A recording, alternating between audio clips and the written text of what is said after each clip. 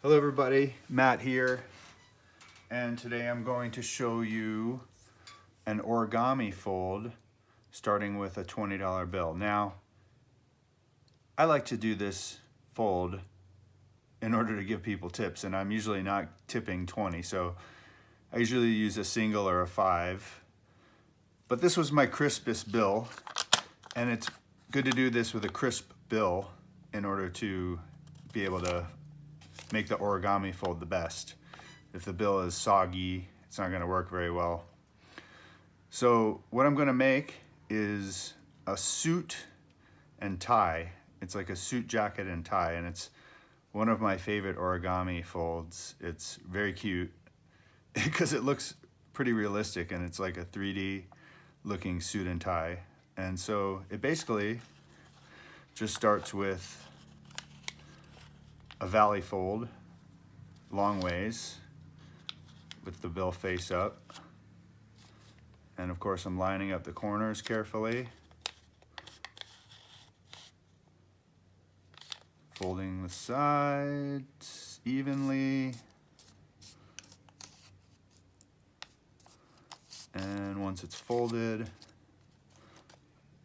give it a nice crease. Then the next step is on the right side of the bill. I'm going to fold the corners in to the center line.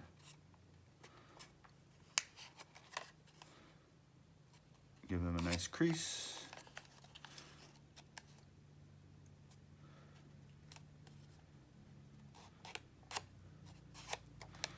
Okay. Now I'm going to take this triangle that I've folded and fold it down so the point goes to the center line and the fold is right at the corners of the triangle. And a crease. So far, that's pretty straightforward, very easy. The next part is a little bit more tricky. And what I want to do now is form the tie, and it's going to be 2 folds right here to make the tie. And in order to do that, what I want to do is I want to use this triangle of this printed part of the bill with this dotted line here, and I want to fold from that corner to this center point where these 2 folds intersect. So basically, I'm just going to hold it a little bit differently, make that fold,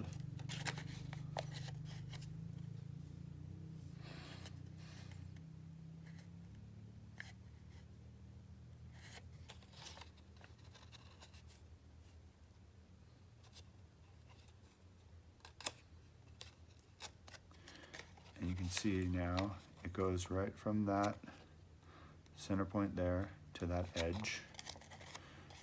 Now I'm going to do the same thing here. Actually, I said this is tricky. This is a little bit tricky, not very, but the next part is the tricky part. Make that second fold. It's going to be sort of a wide tie, but I like the look of the wide tie. You can also make a skinny tie if you fold maybe to there, to this part of the triangle. I like the wide tie look myself. Now what I have to do is I have to get this folded back down here, but I need to get these flaps here, this one, this part, and this part tucked under and folded. So the way I do that is I'm gonna fold this like this, where I've already creased, and then now I'm gonna fold back right at that middle point. I've done that on one side. Now I do it on the second side. And then I want to fold the tie back down to the center point, and that's going to necessitate creating new folds, and I'm going to fold where it's necessary, where it's right where it's curled over, and make those into creases. Now, there's the bow tie, or I should say necktie. Okay, the next step is to fold these edges into the center. So, fold one edge in and tuck it under the tie. Actually, first I'll just fold it over the tie into the center, and after I crease it, I'll tuck that underneath the tie. Nice crease, and then tuck that flap under. Do the same thing here on the second side. Make a nice crease.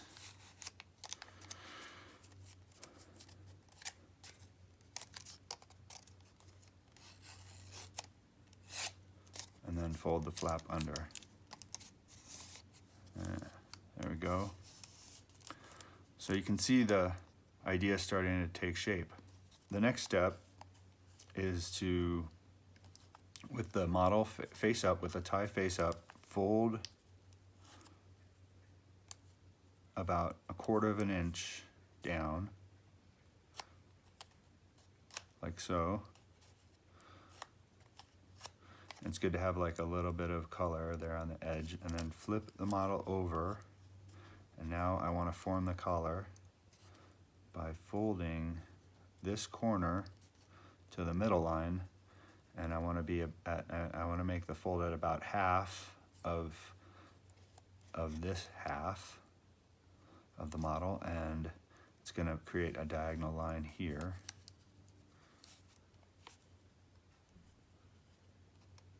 And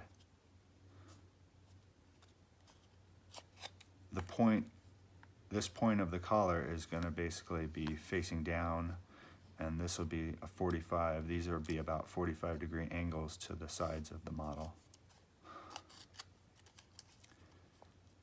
And then I'm going to do the same thing on this side.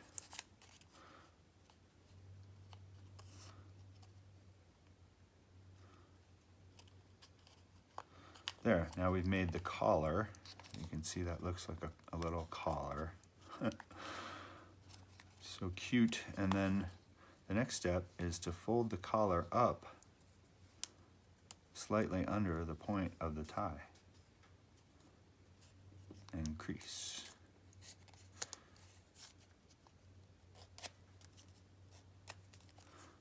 So it's just about even with the point of the tie. The tie overlaps just a tiny bit. The next step is to actually make the sleeves of the shirt. And this part is a little bit tricky, but not too bad. What we want to do is reverse fold these two folds on the inside, on the front, that are now within this fold that we made when we folded up the collar. And so what I like to do is kind of do it one at a time. I take this side and reverse that fold. Give it a crease like so. Now it's reversed. I'm going to do the other one the same way.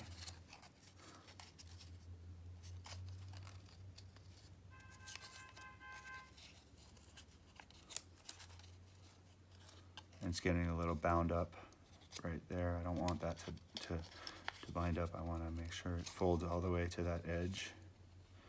And I've got it.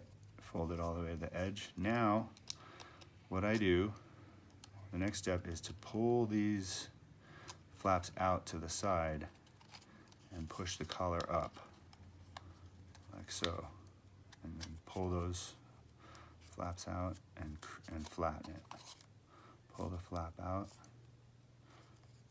and flatten it. And that gives me my shirt sleeves. See, that's little short sleeves of the shirt sticking out. I'm going to turn the model back face up again.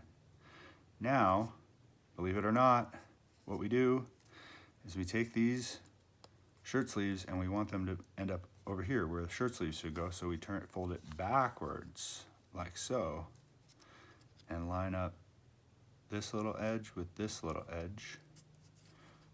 See this corner and this corner go right on top of each other. I'm gonna give it a crease at the bottom. I love this model. It's so funny. It's so cute. Then the next thing is we got to get the collar in place. There's the collar. So we just give it a fold up. Goes right there where the collar would naturally be. And first we're going to give a crease there on the back. Now, the last thing to do is just to tuck the shirt, the top of the shirt into the collar. And then give it a nice form. Flatten it down, and there we go. That's your shirt and tie. And that'd be great next time you want to tip at the restaurant. You might not want to do 20 bucks, but this is the shirt and tie. Fun stuff. And thanks for checking out my origami lesson on a shirt and tie made from a dollar bill, or in this case a $20 bill. See you next time.